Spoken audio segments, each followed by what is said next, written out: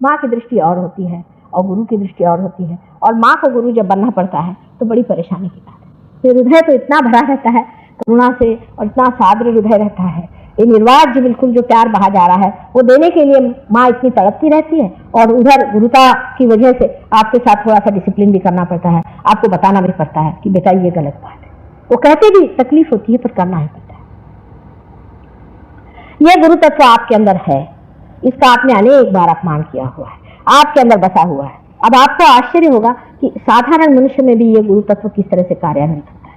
जैसे कि आप किसी के घर खाना खाने जाए, अगर आप अच्छे आदमी हैं तो, और अगर आदमी वो दुष्ट प्रकृति का हो या खराब प्रकृति का हो, आप लोग खाना पचा नहीं सकते, आपके एकदम उलट जाएगा। आप घर आएंगे कहेंगे बाबा रे बाबा ऐसा पता नहीं क्या था, वहां हालत जी मचलने लगे। कभी कभी तो यह होता है किसी आदमी देखो चक्कर आने लग जाता है कि पता नहीं ये आदमी है क्या।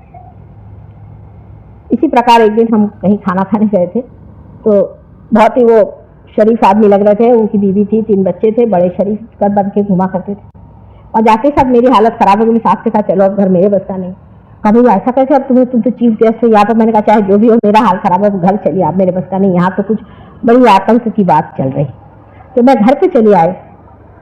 उसके बाद 8 दिन में एक छोटी सी लड़की, हमारी लड़की साथ पढ़ती थी, वो आई।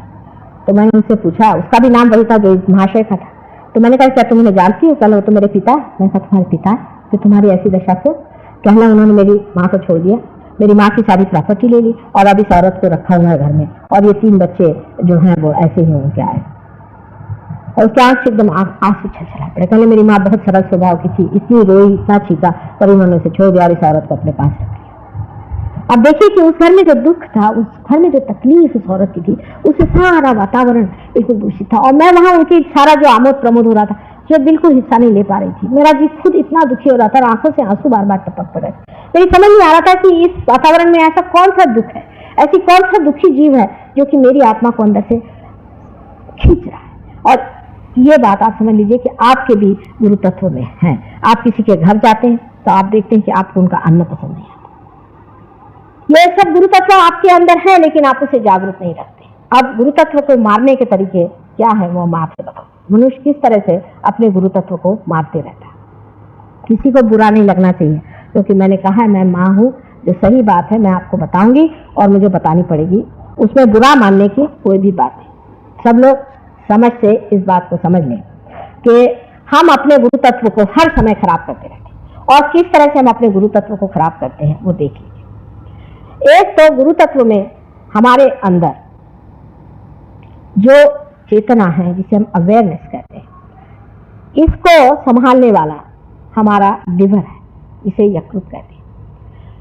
जब तक हमारा यकृत ठीक रहेगा हमारी अवेयरनेस चेतना ठीक रहती है, और जैसे ही हमारा यकृत खराब हो जाता है हमारी चेतना मचलने लग जाती है। आपने देखा होगा जिसे पित्त होता है, उस आदमी ने देखा होगा कि जब भी पित्त वाला आदमी जरा सा कुछ तला हुई चीज खा ले उसको फिर से वॉमिटिंग शुरू हो जाता है। पेट के अंदर आपकी अवेयरनेस को पोषित करने वाला ये यकृत है, और इसलिए यकृत का ठीक रखना बहुत जरूरी है। अब यकृत क्या करता है? यकृत जो भी कुछ, ये लिवर जो है, ये जो भी कुछ हम जहर खाते हैं, जो भी हमारे अंदर गलती से चला जाता है उसको अलग कर देता है, उसको एनालाइज कर लेता है, और जो कुछ भी जहर है उसको खून के द्वारा वो खून में लौटा देता है। इसको कहना है sorting out of the poison. वो सारा काम लिवर करते रहता है। अब इसका बिगड़ना बहुत देर से पता चलता है, धीरे धीरे धीरे धीरे ये काम होते रहता है।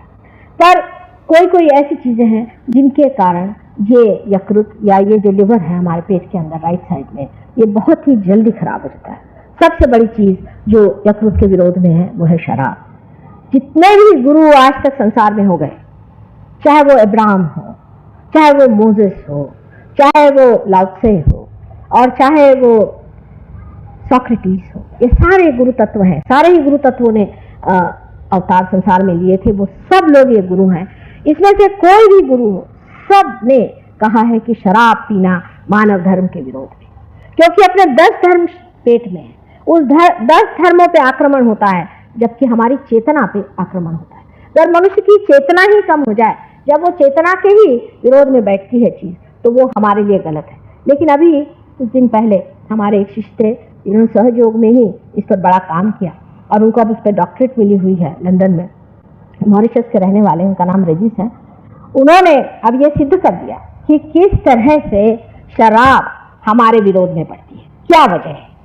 अब ये बहुत ही सूक्ष्म चीज है, इसे आप समझ लें कि हाइड्रोजन ऑक्सीजन से बना हुआ पानी का एक परमाणु है, हाइड्रोजन और ऑक्सीजन।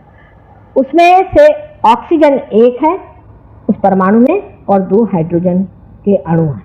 इस प्रकार 3 अणुओं से बना हुआ एक परमाणु है। अब जब न्यूट्रल स्टेट में रहता है तो ऑक्सीजन बीच में रहता है, दोनों साइड में हाइड्रोजन रहता है। जब रक्त का पानी जब हमारे लिवर के पास जाता है, तब लिवर से ये जो पानी है, ये जो कुछ भी उसके अंदर बसा हुआ जहर है, पॉइजन है, उसे खींच लेता है। अगर न्यूट्रल स्टेट में रहा तो बहुत ही आसान है। लेकिन जबकि समझ लीजिए ये लिवर है और लिवर में ऐसे न्यूट्रल स्टेट में वो आ जाए तो वो ले सकता है।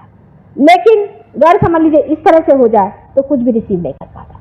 जब आप शराब पीते हैं तो शराब के फर्मेंटेशन के प्रेशर की वजह से ऑक्सीजन नीचे आ जाता है और हाइड्रोजन ऐसा आ जाता है और ये कुछ भी रिसेप्शन नहीं हो पाता, कुछ भी ले नहीं पाता, कुछ भी स्वीकार नहीं कर पाता। इसके कारण उसके अंदर का जो पॉइजन है वो वैसे ही बना रहता है।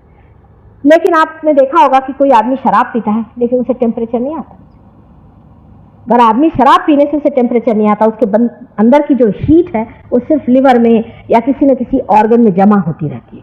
लेकिन जो पानी है, जो कि हमारे खून में बहुत ही ज़रूरी चीज़ है, वो पानी इस तरह से हो जाने की वजह से वो उसको शोषण नहीं कर पाता और हर एक जितने भी ऑर्गन्स हमारे बॉडी के हैं, पहले तो लिवर चौपट होता है, उसके बाद हर एक ऑर्गन धीरे धीरे वो सब में गर्मी आने लग जाती है और ऐसा आदमी गर्मी से झुलसते जाता है। लिवर भी यही चीज़ होती है, ऐसा नहीं है, सारे ही ऑर्गन्स में थोड़ा थोड़ा होता है। अब यही बात बढ़ करके बहुत बड़ी हालत में कैंसर में होती है। कैंसर में भी ऑक्सीजन और हाइड्रोजन दोनों इस तरह से हो जाते हैं, बहुत ही इस तरह से हो जाते हैं जिससे रिसेप्शन नहीं होता है। और इसीलिए आपने देखा कि कैंसर के पेशेंट्स को जब तक बिल्कुल बुरी हालत ना हो जाए बुखार नहीं आता। मुंह पे चट्टे आएंगे, काले चट्टे हो जाएंगे, बदन पे चट्टे आएंगे, तरह तरह की चीजें होंगी, गर्मी बदन में लगेगी, बहुत ज्यादा गर्मी लगेगी, लेकिन उसको टेम्परेचर नहीं। अब ये बात जब उसने पता लगाई, आप सोचिए कि इंग्लैंड यूनिवर्सिटी ने उसे डॉक्टरेट दे दी। अब ये बात निर्विवाद है, चाहे आप बुरा माने चाहे भला माने, कि शराब पीने से आपकी चेतना तो कम होती है लेकिन आपके अंदर का पॉइजन बना रहता है। और दूसरी बात उससे ये होती है कि आपकी जो आर्टरीज है, आर्टरीज का भी पॉइजन आप खींच नहीं पाते। और क्योंकि इस तरह से हाइड्रोजन का जो इस तरह से झुकाव हो जाता है, उसके कारण एक हार्डनिंग जिसे कहते हैं वो आर्टरीज में हो जाती है। और वो हार्डनिंग जो हो जाती है, इसकी वजह से आर्टरीज जो है वो शराबी आदमी की एकदम फ्लेक्सिबल नहीं रहती, इसलिए उसका खून नहीं सरकता और उसको ऐसी ऐसी बीमारियां होती हैं जैसे कि हार्ट, और हार्ट के अलावा जिसे कहना चाहिए गैंग्रीन आदि, जिसमें कि खून जाकर एक जगह जम जाए और ये सड़ जाए, फिर ये सड़ जाए। माने इतनी दुर्दशा करने की क्या जरूरत है।